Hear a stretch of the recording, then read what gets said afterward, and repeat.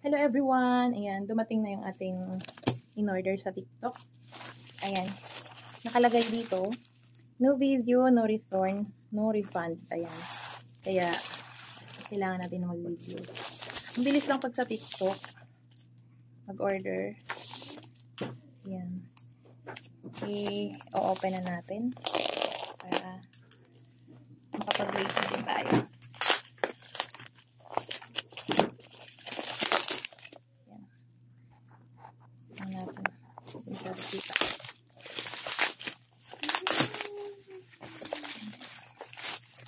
Sa TikTok ako nag-order kasi mabilis yung shipping. Pag in-order mo ngayon is kinabukasan maaga pa andyan na.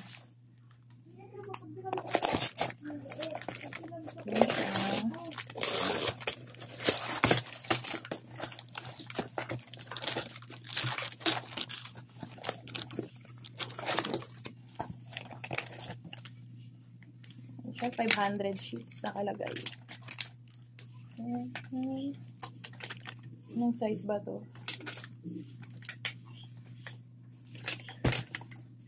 Basta ang in-order ko is A4, short tsaka long. Ito yung short. Long pala itong una ko na ano.